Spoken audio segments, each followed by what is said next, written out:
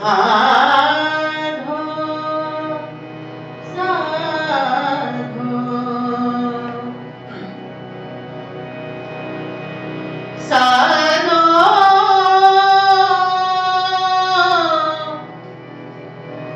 रचना राम बनाई रचना राम बनाई साधो रचना राम बनाई एक बिन सेक अस्तर माने एक बिन सेक अस्तर माने अजरज लखियों न जाए साधो साधो रचना राम बनाई रचना राम बनाई साधो रचना राम बनाई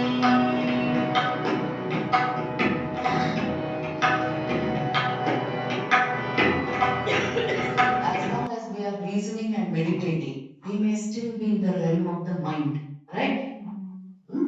So, through the lens of the mind is our knowledge. It's an interpretation. It's also an interpolation. Only when we are able to remove mind, or in a sense, see reality as it is, then only we will know the true nature of God. Until then, it's all everybody is interpreting through the mind. Nothing else. So, as is the mind, so is the understanding of God. As is the mind, so is the understanding of God consciousness, isn't it? So, this can only be a first person research and first person experience. When he himself reveals himself to the sadhak. What is the meaning? See, this is there in the Upanishads also. You have Yame Vaisha Vrunute Tena Labhya Tasesha Atma Vivrunute Tanam Swam, which means the Atman reveals itself to one whom it chooses. So in Bhakti Shastras we say when God chooses or gives His grace, then only you can know something about Him. So in the path of Bhakti, this has been made big. And this is what is called the grace of the divine. Without that, there is no Bhakti. Because it's not an understanding, it is not a concept, it is not a, you won't get it by the regular means. But the spark of love for God is ignited only by the divine. It has to come from Him. So, इसीलिए all our sadhana and worship and everything that we do, it is an asking that give me your grace, I beg your grace. And He is very gracious. All that is required is our humility. If we feel I know, Upanishad says this, it means I don't know.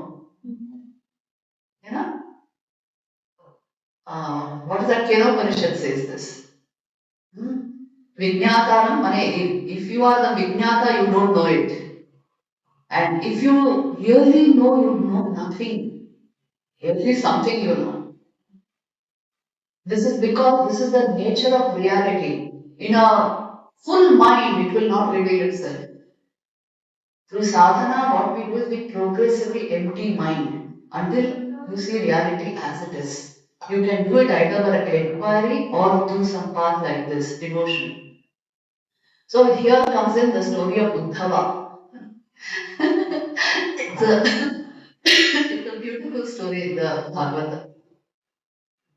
Uddhava knows a lot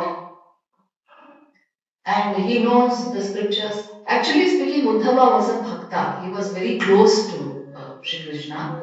And see, all this actually happened in those times. And he is a devotee, but it has got covered up with knowledge.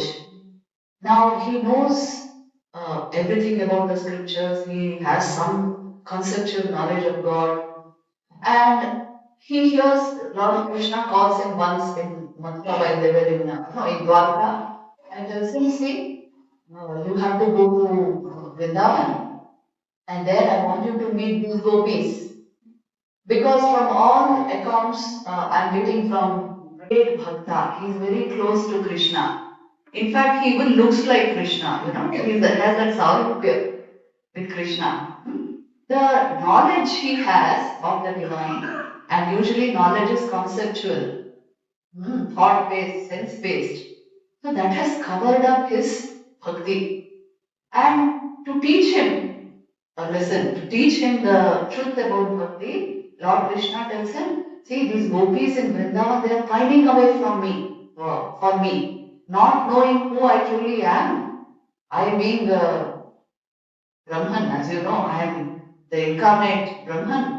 They have forgotten that and they are pining away from me. You go and teach them. You go and tell them the truth about me. And tell them not to suffer like this. I can't bear to see them suffering. So Uddhava says, that's right. He is Sachidananda Swarup. What is there to feel hurt if he moves away? After all, he is the essence of our consciousness. So I am going to tell this truth. So Uddhava goes to Vrindavan. Now what he sees there is shocking.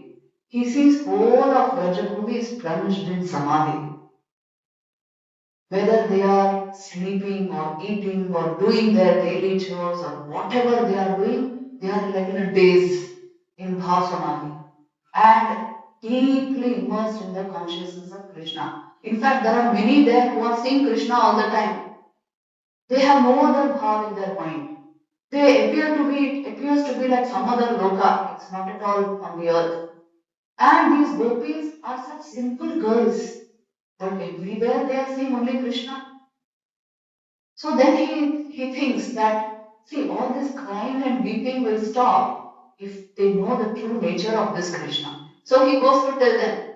He goes to tell them that, you see, real nature of Krishna is Satchidananda Swarup. The Jnani standpoint is always like this. See the real thing.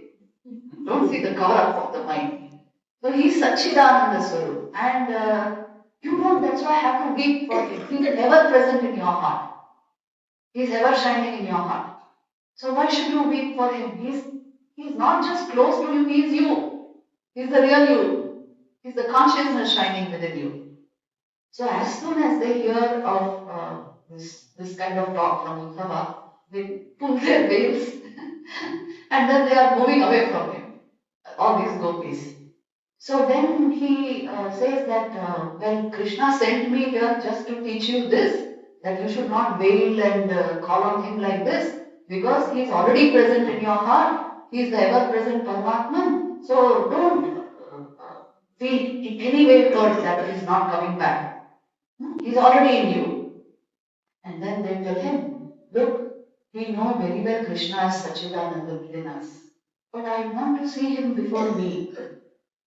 That is the Gopi Bhav. I want to see him as the Lord manifest in front of me. And you are talking of removing our mind from the form and putting it on the formless, on the impersonal absolute. The mind is already immersed in the impersonal absolute, otherwise this bhav will not arise. I told you it is on an illumined, enlightened awareness that a bhav, divine bhav stabilizes, and that is bhav samadhi. So you see, Uddhava's knowledge turned out to be conceptual, and the gopis' knowledge turned out to be existential. See, this is the difference in spiritual life. Remember, philosophy falls very short of actual existential knowledge. Philosophy is our love for knowledge.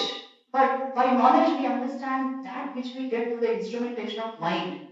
But existential knowledge is that which we get without even the instrumentation of mind. It is the essence of being, which the gopis are feeling all the time. But they want to interact, they want to actually live with this essence. They want to talk to him, they want to play with him as they used to do. They grew up with Krishna. So then they tell him, it is this that we are asking for. We are not asking for the mere form of God. We are not asking for the mere name of God. Nor are we attached.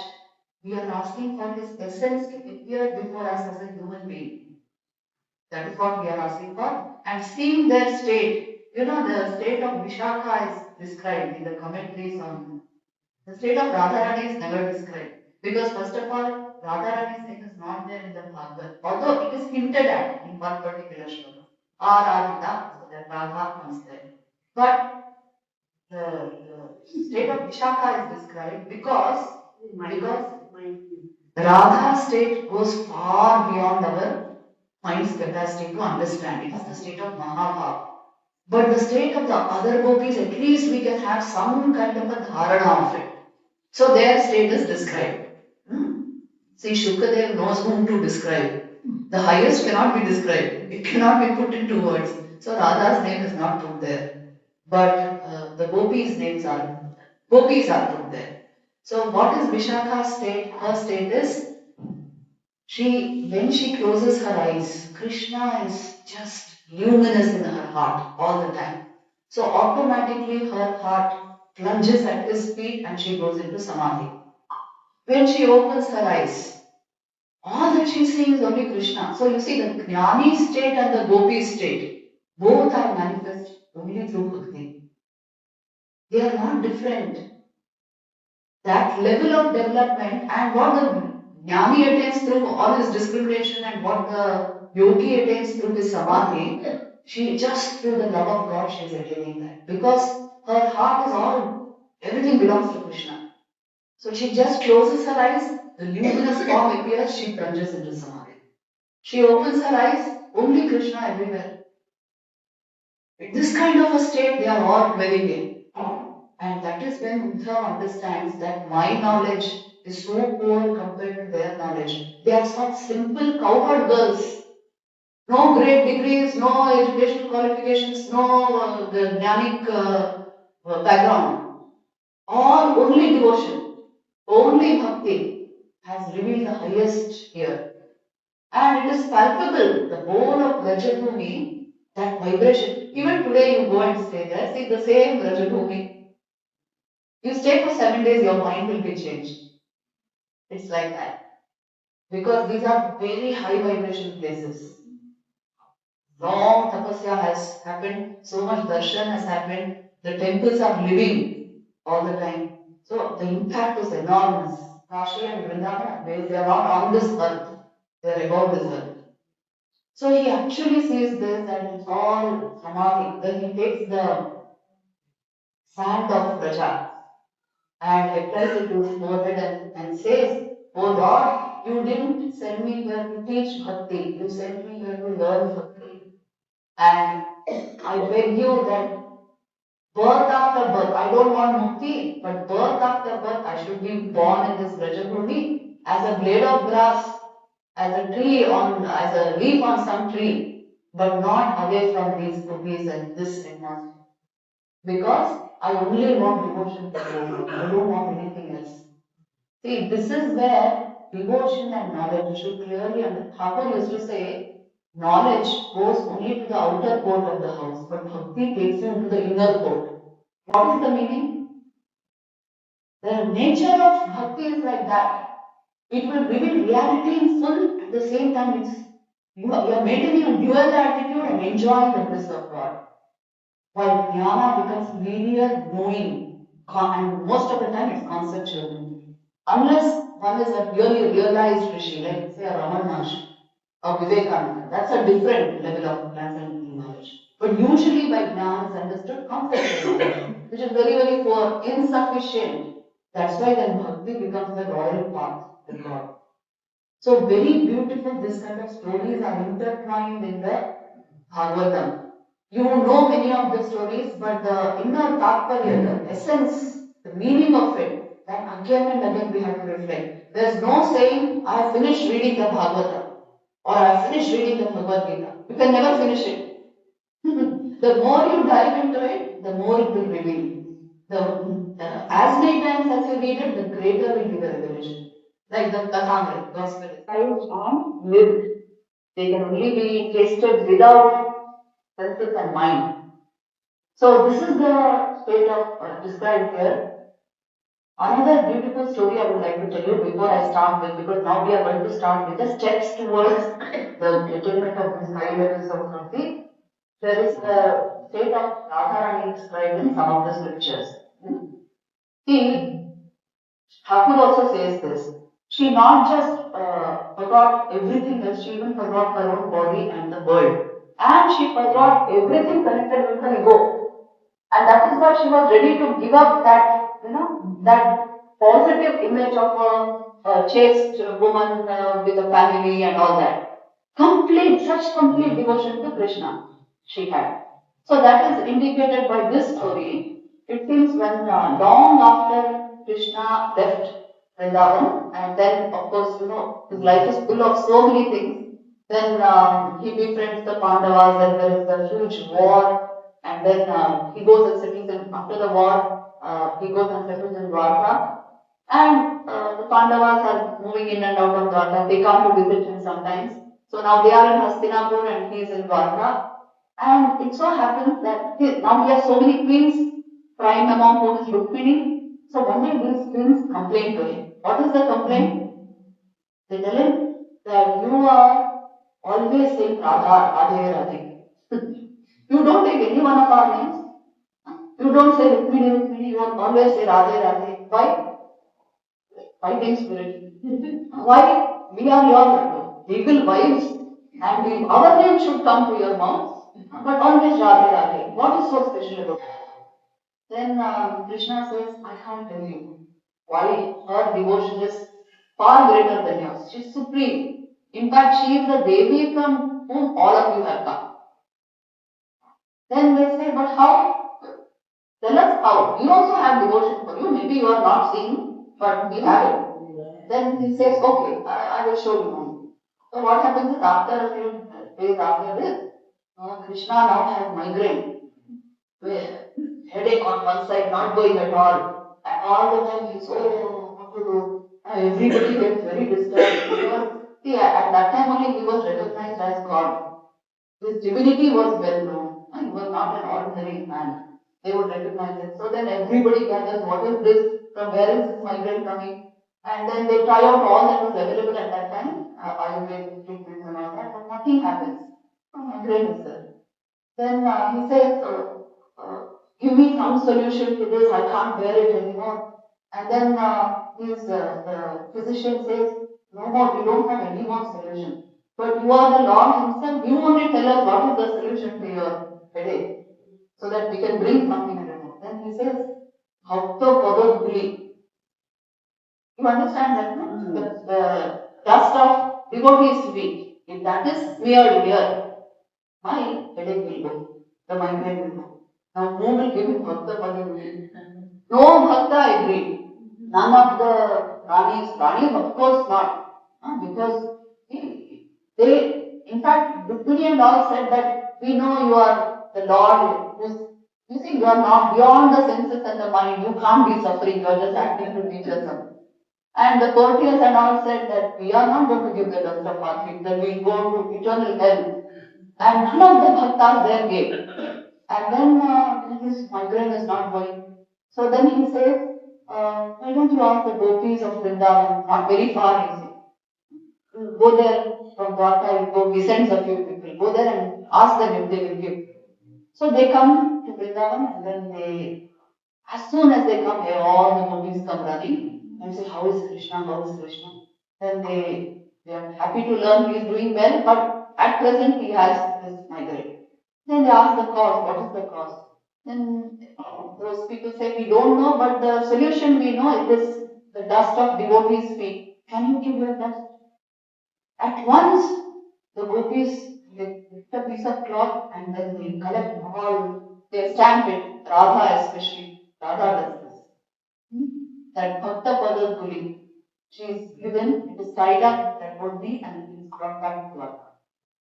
And as soon as it is smeared, yes, he is alright now. At once he gets alright. Then all these devotees suffer, they will suffer hell.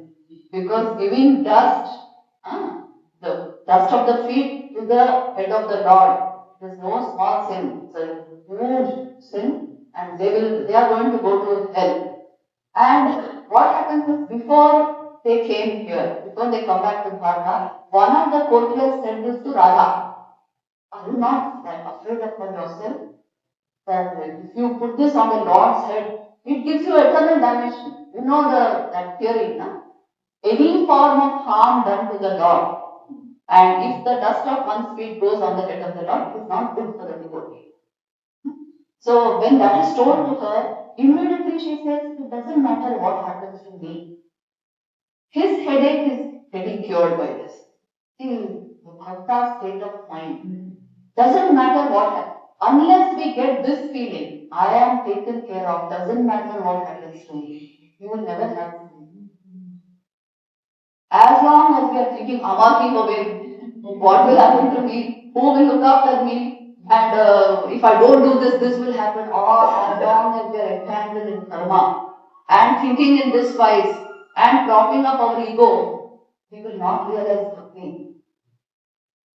Only this state, this is a state of complete surrender. Doesn't matter what happens to me. This is curing his headache. That is my greatest heaven. By that I will get the highest joy in peace. Even if I am in hell, I will have the highest joy in that state because he will be healthy and well. See, this is bhakti. The very nature of bhakti is it removes this false I sense, the false ego. It removes our small mind. It helps us transcend all this naturally. Just the love of God. See, as soon as she says this and then they bring that fully, they apply it on the Lord, he is alright. And then he points out the Ranis and says, you see why I said Radha's devotion is the highest. All of you got frightened that you will go into hell if you give me this. But she said, doesn't matter what. Now this state of mind, think and see, the only parallel to this on earth is what the mother feels for the infant child. Doesn't matter what happens to me, this she will jump into anything to save her child. But there's no other parallel. There's no other love of that level. So Radha is actually pointing out the actual state of the highest devotion, where all this, whatever the yoga struggles at, to remove thoughts from the mind, to remove this sense attachment, that is naturally removed. Just if there is intense love for God. So then how to manufacture this? As soon as Krishna tells the Ranis, you see, that is why I hold her devotion to be the highest, then they understood. No more did they complain that why you always say Radhe Radhe. So now how to attain this devotion, we will learn from Bhagavad Dharma. You see here it is very clearly outlined. This scripture is extremely clear about the methods of bhakti. So the first discipline of bhakti, this is called Navavidha Bhakti, which you must have studied. It's in the Ramcharitmanas also. In all the Ramayans, you have a description of Navavidha Bhakti, which is told by whom? Shabari. Lord Ram, Sri Ram tells Shabari about this Navavidha Bhakti. It also comes in Bhagavatam, Srimad Bhagavatam. It comes in the episode of Prahlad. All these places, the same Navavidha Bhakti has come. You see, the first in this what are they teaching us? They are teaching us how to manufacture this level of devotion to the Lord. So then the first discipline there is Shravanam. Vedant, Advait Vedant also we say first is Shravanam. You must hear the glories of the Lord. It is important to hear about the Lord. In Bhakti Sadhana, it is important to hear about Him, His form, His name, His glories, His attributes, His beauty, His excellencies, His pastimes, His bhav, His moods, His attitudes. Yes, instead of hearing about what your family is doing, what your friends are doing, what this one is doing, that one, you hear about the Lord. That is why you see Puranas are so important. This entire Puran is about the doings of the Lord, the pastimes of the Lord. So that dharma comes into our minds. Shravanam is the first step in the development of bhakti. After this, and from whom should you hear? If you hear from an atheist or a cynic or somebody who is not at all interested in the subject, you won't get much. You must hear from the It's a rule you must hear from a Vaishnava, one who has that devotion to Vishnu. Only he will be able to expound correctly. The rest will not be able to do. This is not like, you see, a bedtime storytelling. This is meant to get a proper dharana of Bhagavad Bhav. It is not a small thing. So hear from the right source. That's why Bhagavad part is not a small thing. It is to be done in a particular way. And then Kirtanam, that's the second thing. Doing stuti of the Lord. If you actually watch your life and see, you are doing stuti of somebody or the other. That's the nature of human mind. To keep adoring somebody or the other. So better adore the Lord. That's what it is. Turn that tendency of the mind to adore the Lord. Today you will be adoring the men in blue. Yeah. Yes. Tomorrow you will be adoring the team which wins. Now what I'm telling you is you are going to adore somebody or the other. Every day. If you watch and see, there are these two tendencies of the human mind. One is the critical tendency, second is this hero worship, adoring tendency. You must turn it towards the Lord. That's the way. And if we can turn all these dualities of the mind towards the Lord, bhakti can be generated. Thakur used to say this in his prayer, Ma, Ena Kumar Dharma, Ena Kumar Dharma. Actually, it's a psychological law, all the dualities of the mind. Ena Kumar Pap, Ena Kumar Punya, Amashintha Bhakti. Anything can be turned toward, kept at the feet of the Lord. And you can cleanse the mind completely of all this, bhakti will naturally arise there. It requires a clean slate to write bhakti there. So, Kirtanam, adoring the Lord through stutis, through stavas, every day. That's why you see this was normal practice in our homes. No? After your daily puja, you sit at least one stava, two stutis, something like that you do. Or you do Vishnu Sahasranam, Vaida Sahasranam. Morning when you're doing your chores every day, you play these in the background or do chandi, something like this. Why the ears must keep hearing the stuti of the Lord? What will happen? Naturally, the vrittis will be Bhagavad vrittis. Bhagavad vritti leads to bhakti, just like how Akhandakara vritti leads to jnana. Are you getting it? So, what kind of vrittis we create, according to that will be the experience of our lives. What vrittis do we create in the morning? Check and see. Iran Dwarakara vritti. Then, whatever comes out as the prime news, lot of time today, that's the problem, browsing, you are carried away by that. Maybe 1 hour, 2 hours, children are doing it, 6 hours of exposure to all this. All we need to know is maybe minimal, what's the headlines today? The rest, the mind should be invested in higher things. Unless we consciously do this, you are just losing time and energy. One fine day we realize it, that's all. So in the life of bhakti, we are cautious at every step. Large part of the day should go in sadhana, aradhana. Even when you are working, mind is active. The sadhana is going on. So kirtana, very important. And the traditional kirtan which we do, that can be very vibrant. We saw it even in Vrindavan. That can be very vibrant. It arouses you. It arouses what? Our vital energies. Now you can turn them towards God. Don't use flimsy things to arouse your vital energy. It is kirtan that arouses vital energy. Don't use a movie to do it. Use kirtan, use the name of God, use stuti, stava, and then further you will say, you see, smaran.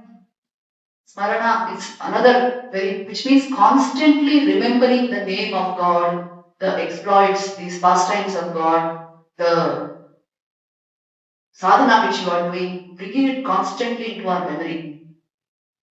Smaran Manan is very important in sadhana. In fact, most people can do only this. This is where it stops. Smaran Manan.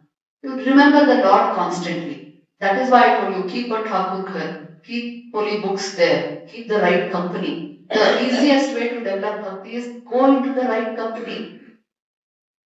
If you can find people like that around you, consider it a blessing. Satsangatve nisangatvam. There is no other nisanga. Satsangatve nisangatvam, nisangatve nirmohatvam, nirmohatve nishchalatatvam, nishchalatatve jivan mukti. Satsang is nisang. It is equal to solitude and higher than solitude. And nisangatve nirmohatam. It is the way to remove our moha, our delusion for so many things. And nirmohatve nishchalatattva. Removal of this moha is nothing but tattva jnana. And that is only jivan mukti. So satsang is so very important, going into the right company. Today they are talking of all this, you see, aura and vibrations and all that they are talking because they are understanding it. Even science understands this today. But this is well established principle in all spiritual traditions. If you are in the right company, your mind will function in a particular way. See, in a temple, how the mind functions? You are at once concentrated, you are purposeful. But in a cinema theater, how does the mind function? Company matters so much. Then smarana, constantly thinking of the Lord. Then pada which means actually doing something in the form of worship. It actually means the worshipping the feet of the Lord. So doing something in the form of worship. Whom do you worship in life? Think and see. I told you one tendency of the mind is always to keep adoring somebody. So see whom you are adoring, and that will reflect in your personality, in your character. So here it is given to us, worship the Lord. Worship the Lord and everything will be taken care of. There is that story of Dhanurdas. I don't know if you have heard of it in Ramanujacharya's life. Anything you may be worshipping, with discrimination you can turn that very same devotion to the Lord. Have you heard of the story of Dhanurdas? See, in Ramanujacharya's life, there is this story wherever Ramanujacharya went, he being a realized soul, he was the, as you know, the exponent of Vishishta Advaita, realized. So he is considered another incarnation of it there in South India. So wherever he would go, it would become like a festival. People would gather, temples would start celebrations, then there would be darshan, aarti, kirtans, so like a extremely concentrated worship form. Wherever he went, it would be like that. Now, one day, and everybody would be so, careful in his presence because he is a illumined saint. But one day, all devotees saw that there is one young man in that group who is only staring at a girl. And he's now, some of them said, what a third class fellow, he has no manners. In public, he is doing like this. So they condemned him in various ways, and the news reached Ramanujacharya. Then he called that young man to him and he said, what do you see in her face? Then he said, I see her beautiful eyes. And then Ramanujacharya said, if I show you eyes more beautiful than this, will you leave this attachment? And Dhanuda said, yes. All I am attached to is the beauty of the face. You show me something more beautiful, I will leave this. And then, see, he is a realized saint, Ramanujacharya. He takes him into the temple, Ananta Padmanabha Swami temple. When they enter the temple, and there the Lord is lying down like this. Yes, supine, but turned up toward one side like that. So he, as soon as Ramanujacharya shows him, see the eyes of the Lord, he actually gets darshan because illumined saint, enlightened being is showing him. As soon as he sees those eyes, such beautiful, glorious, lotus-like eyes, this man starts weeping and says, oh Lord, what have you shown me today? And that moha completely goes there. So you see, a saint can do this. The very perception of idea of beauty has changed now, and he becomes utterly pure. And he is transformed. He is not corrected. He is not sent for correctional home. He is transformed completely. So you see, anything can be turned Godward, and it will liberate the soul. That's why Pada Sevanam, the worship of the Lord, the stuti of the Lord, this becomes so important. Archana. Archana is actually worship. It is a ritual in worship. So, doing this, when you are doing worship, if you have done puja, how many of you have done puja? Okay, at least something you are doing at home, right? By way of puja. Anybody who has done puja will know this that those 10 minutes or 15 minutes or say half an hour, your mind can't fool itself. It will walk in a straight line because you are in front of the Lord, na? You are offering things to Him. So puja is a very, very opportune time to change the ways of our mind. That is why archana. That is the time when you are concentrated, you know you are offering to the Lord. As you offer, you will get back in life. Remember this. And the bhav you generate at that time will be what will really go with you. So, pleasing the Lord through puja, worshipping Him becomes an important anga of bhakti sadhana. Only those who have done puja will understand this. Long time, if you have done puja, you will understand the bhakti vrittis are constantly created there. When they are repeated, the sanskar is established. It's a great gain in spiritual life. So that's why all these things are to be kept up. What if you can't do puja every day? Maybe we are not trained, maybe we are not able to do it, maybe we are not able to sit down. Then what to do? Still some form of connection with the deity. So simplified pujas are there, some panchokcha, something like that. Some way to relate with the deity, with God. And if you offer your everyday work to God, that itself is a puja. कर्म ही पूजा होती है. लेकिन we must be very clear about this. Many times, Nishkam karma is not so easy. We may be wanting so many things and then we are just, our lips are saying, oh Lord, it is offered to you. Not like that. The bhav should be there. Anything can be converted into a offering to the Lord. Your work, your seva, your energy, maybe you're teaching something, your music, that is also seva. Anything can become a seva. In fact, that is the real gain of spiritual life. If I can worship God through all these means. So don't think puja is only one way. All of this is included in puja. Then this Bhagavatam speaks of three more attitudes to develop bhakti, which are dasya, sakhya, and atmanvedana. Before that is one more, vandana. Vandana is there. After archanam is vandana. What does vandana mean? Vandana is prostration. Why prostration? I prostrate before the highest. I won't prostrate. We are constantly prostrating in our minds, before something or the other. I will not bow down to anything but the highest. I bow down to the Lord. I fear the Lord, not. But here by fear is not meant, you see, the kind of psychological fear. It's a higher sense of. I bow down only to the Lord. Hmm. So Vandanam is also an important discipline in Bhakti Sadhana. Then dasya, the feeling of, oh Lord, I am your servant. All my energy is in service of you. This feeling is to be strengthened because that is the fact of our lives. Is no. We are the servants of the Lord. The Jivatman is nothing but the eternal servant of the Paramatman. According to all Dvaita philosophies and all Vaishnava sadhana, this is the truth about the Jivatman. That is why in Dvaita sadhana, they never say, Shivoham, I am one with the Lord. That's sacrilegious. They will say, Dasoham, not Shivoham. I am the servant of the Lord. And as long as we are tied up with this body and mind, that is the truth about us, each one of us. We may claim to be Advaitins because maybe we have studied a little Advait, that doesn't make any difference. As long as we are tied up with a body-mind complex, can't transcend it, we are only Dvaitins. No matter how much of conceptual Advaita we know. And so the attitude will be Dasyam. I am a servant of this.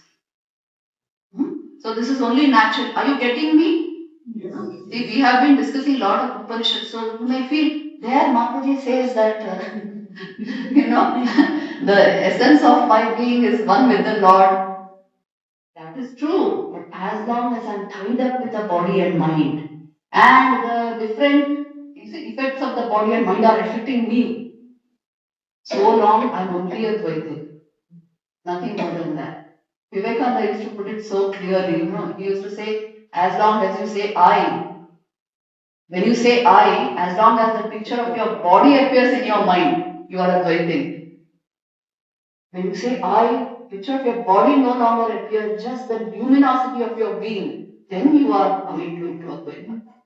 And when you are one with that being, you are Advaita. Not until then. Advaita is very good because we are rationally trained, it's easy to grasp. But in practice, all of us are only Dvaitins. So take care of this. Let there not be that difference. Just because I have known a little Advaita, it doesn't mean I dispense with Bhakti Sadhana. Bhakti Sadhana is common factor throughout life. You see that in fact, I can tell you this. I found a beautiful quote in one of Shankaracharya's bhashyas on a shloka in the Bhagavad Gita. There he says that even after realization, a man should not give up worship of his Ishtadevata, worship of his Guru and his sadhana. He should not give up. Even after the realization of Brahman, you may be the highest jnani, but still you must keep up all this because how long are you in your jnana? As long as body and mind are functioning, they must be dedicated to God.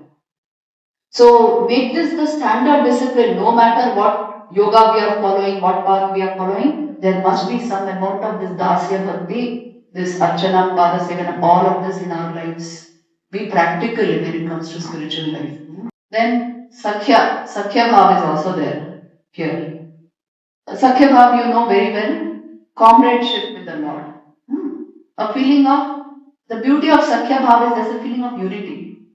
My charm, you're just like me. That kind of a feeling. So that kind of a feeling can be cultivated for the Lord also. And Atma Nivedanam is complete surrender to the Lord. Whatever we do, make it an offering at the feet of the divine. Because my body, whatever I understand by I belongs to Him. Body, mind, soul, everything belongs to Him. Atma Nivedanam is a very high concept in Bhakti Sadhana. It means complete surrender at the feet of the divine. And if it is not to be just lip speaking, it must reflect in our actions and our bhav. What is the proof of Atma Nivedanam? Humility. Naturally, you don't have to act humble. Be humble. Because that is the truth of the Jiva Bhav. Humility means unself-conscious. Unself-consciousness.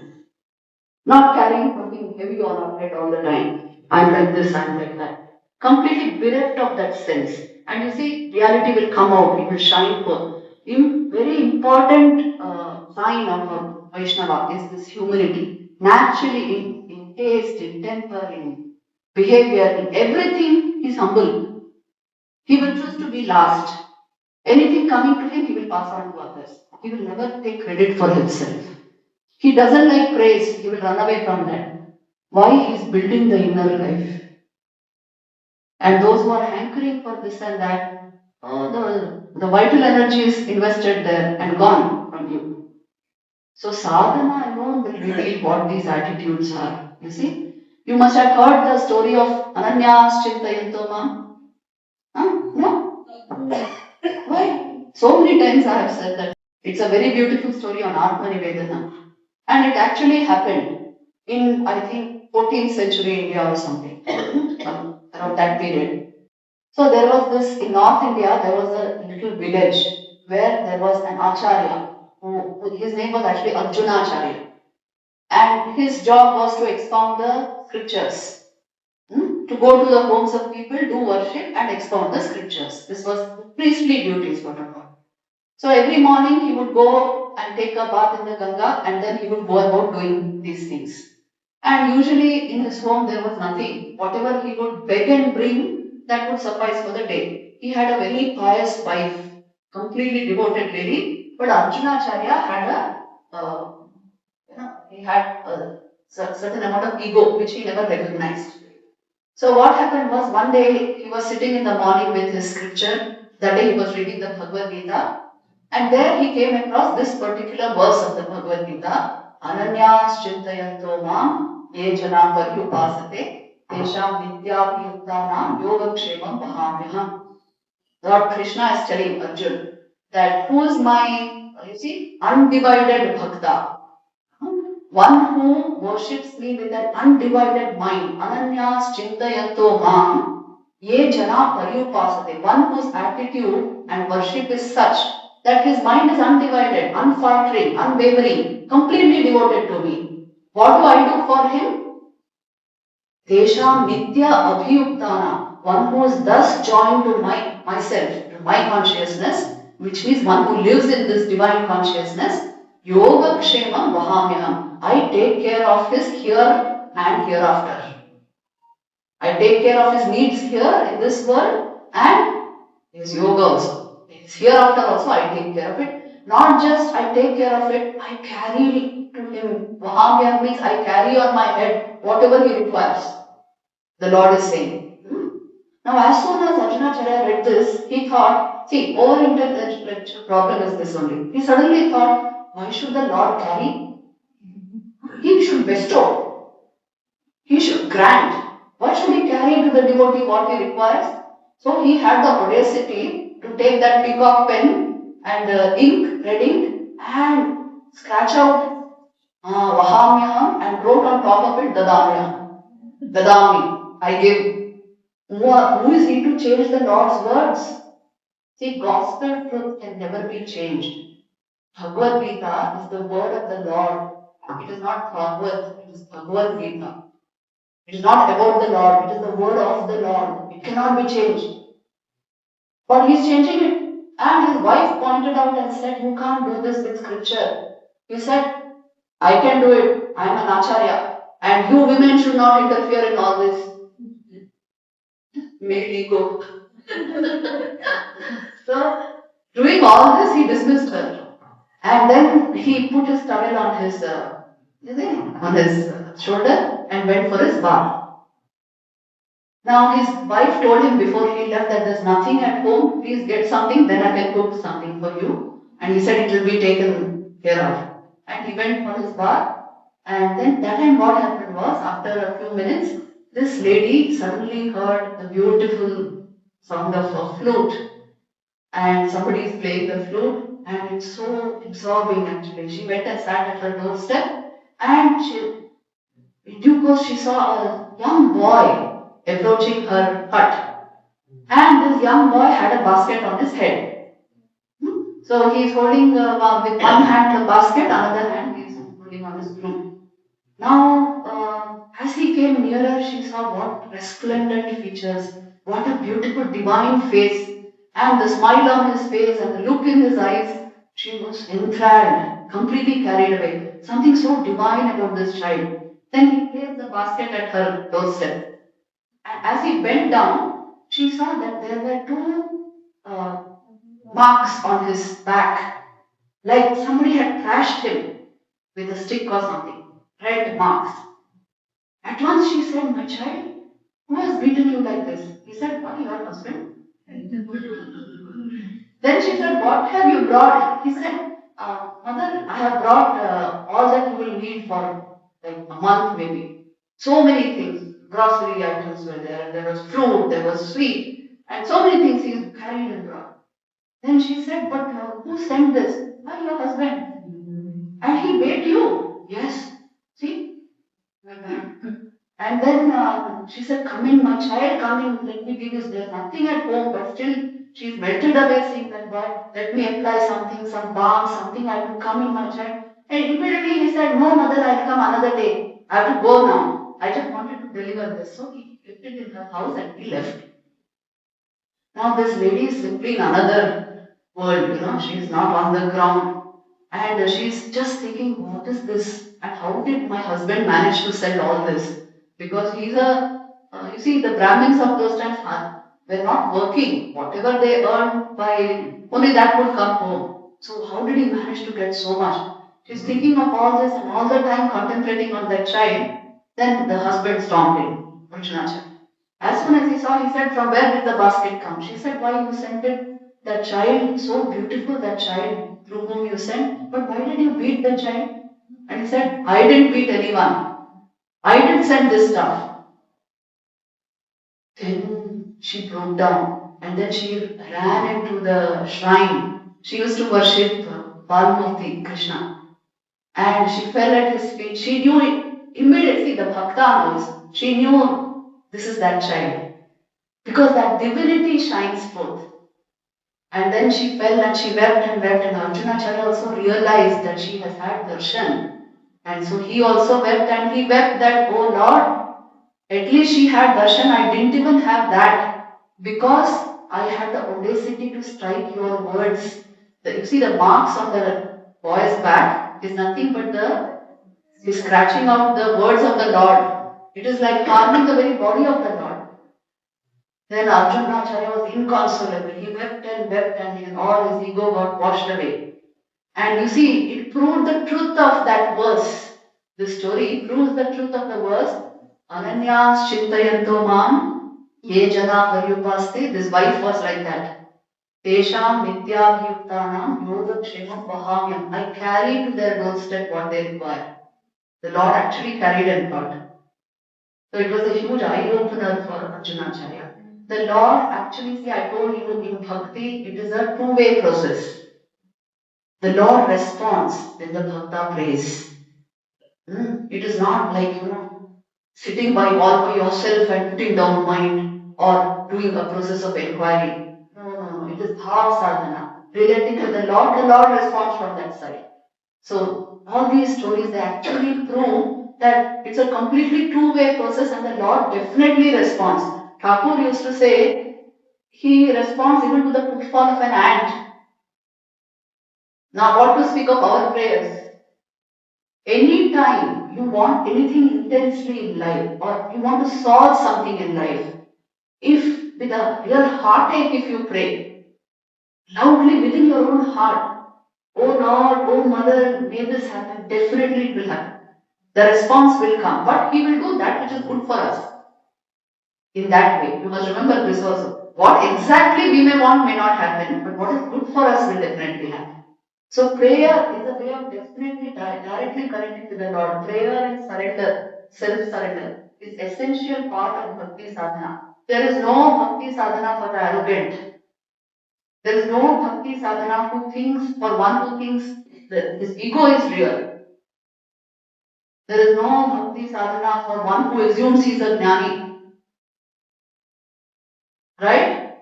So the essential thing in bhakti sadhana, that is why Atma Nivedanam, it is a surrender of oneself to the divine, the removal of the ego. What is the proof of the removal of the ego? At once divine things will become real in your mind. Ability to connect with God and ability to be extremely grounded in your behavior, in your talk, in your thought. Yes, and unself-conscious. Humility means this, not just acting humble. Somewhere the ego has been effaced because you have understood the reality of things. The reality of this entire universe is only God playing in so many forms. There is no I at all. Can you imagine this? Imagine one sensei. It is only God insinuating as all of us, appearing as the jivas, and thinking we have problems all based on assuming we are individual separate entities. It's all total assumption, presumption. That is why it is called Maya. The reality is only God. Only God is, the rest is not. But we are so entangled with the mind and our undeveloped emotional life that we think it's all affecting me, my ego. Think and see, nothing is going to last. Everything is going to change. Your I has no real status. Your I has no real, it doesn't exist. It's an assumption. Only consciousness is. So the entire thing is a Leela of the Lord. And what are we assuming?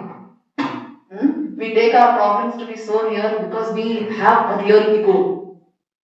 That is all. That's the bottom line of all sadhana. If you just shake this ego a little, you will see, you put things in place and give things the importance they deserve.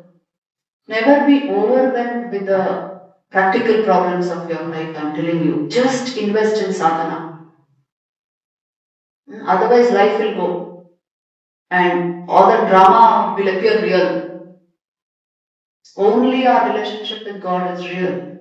Swamiji used to say this, God alone lives, the soul alone lives, spirituality alone lives. Hold on to that.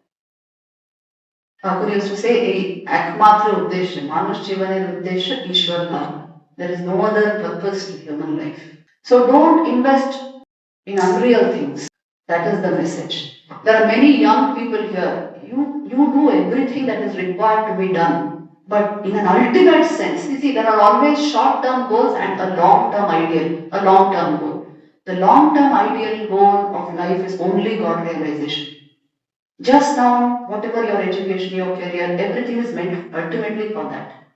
Please understand this. Otherwise, the way life is, it will make us understand at a later age. So take care of all this. This is the whole purpose of studying so much Bhakti Sadhana today, that we reorientate our life towards reality and not towards concepts and thoughts and assumptions and belief systems.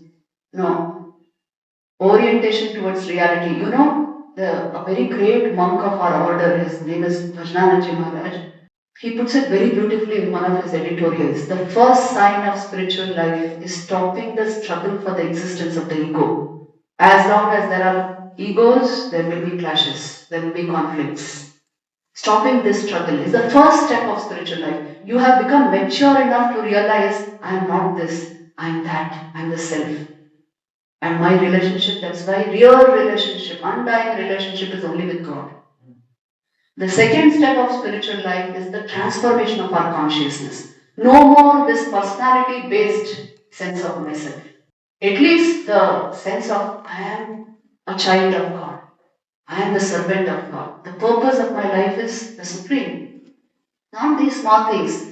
See, when our vital energy is aroused, through spiritual practice, anything you can get in life is very easy. But devotion and knowledge is not that easy. For that, you have to invest, do sadhana. So understand, transformation of consciousness is the second major step of spiritual life. The third step is transcendence. You attain a level where really these things don't matter. You have simply transcended them. Don't run away from them, but just transcend them. It won't matter. It doesn't matter. Even if you have just started your career, once I always say this to my young students, once your salary is double, triple, it won't matter how much more it goes. Survival needs are taken care of. It won't matter how much you accumulate. But sadhana will matter. Because it's your inner life, my awareness, my bhav. These are the most important things to be worked upon after survival needs are taken care of. So invest in that. That's the common goal for all of us. The third level of spiritual life is transcendence. The first is stopping the struggle for the existence of the ego. At 18, 20, you may be building it. After some time, you should realize that I only built it and it will fall one day. Many people, as I always say, they spend half their lives building their ego, the other half goes in defending it. There is no time to explore what it is about. Don't do that. Second step of spiritual life is transformation of consciousness. Third step of spiritual life is transcendence. So this bhakti, Bhagavad Dharma is actually teaching us this, how to do this through bhakti. When we develop the higher taste, the lower taste will automatically fall off. You don't have to struggle with it. Bhakti is called sulabha. You know why? You have no struggle. These senses, instead of saying, don't look at this, don't look at that, you just turn them towards God. More filial piety. All these jnanendriyas, turn them towards devotion. Karmendriyas also make everything an offering to God. Change our attitude of mind. The very same action will become worship. So there's not much change is required in our everyday lives, physical lives, but change of mind and attitude, that is required for bhakti sadhana. Take care of this, that is why. If we are really bhaktas, life brings great fulfillment. Inner fulfillment. No more you require gadgets and people to keep you happy. Isn't it a great gain, tell me? By age 40, 50, if you can say, even if I'm alone somewhere, I'm in great delight, I'm very happy. Isn't this a great gain? Tell me. Because after all, you educated yourself, careered yourself, made a family, did everything only to get that happiness. Now, even without all this, if you are getting it, isn't it a great advancement? This is spirituality. It gives you independence. By myself, I'm fine. You can come into my life, but my happiness does not depend on you.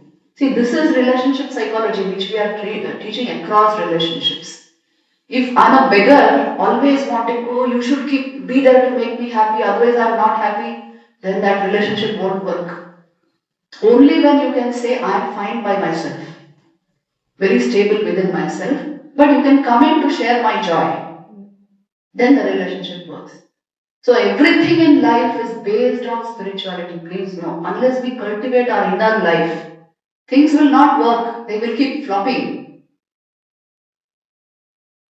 So this inner independence, especially emotional independence through bhakti, very, very important. If there is real EI, emotional intelligence, you will become emotionally independent. Strive to become that. For women today, women's empowerment meetings, today only there is one in. Yes, Vignan Bhavan also is going on. Making women economically independent. Also important to make them emotionally independent. More important. Because if your emotions are in your hands, your economy is in your hands. You can do anything, earn any amount of money, you can stand on your own feet, no problem. But if your emotions are not in your hands, you depend on somebody to make you happy. Everything will go. Everything will go. So first learn this laws of inner life. How to be emotionally independent, how to be intellectually independent. And automatically you'll be independent in everything else also, naturally. So this comes only through the spiritual life, especially bhakti sadhana. We have to work on our emotions, whether we know it or not. Hmm. So this knowledge is not being taught anywhere. That is the great problem of modern life. But we must find out the solution. Any teachers here, university people and faculty members? Yes. See how you can apply this into your own special courses. Part of so many of the electives which are framed have all these components. It can easily be introduced. See how much you can do it so that students know there is a way out. Otherwise, the conditioning is primarily negative when it comes to emotional intelligence. So, with this, we will conclude our study of Bhagavatam here with all these steps and we will open the forum for questions. Om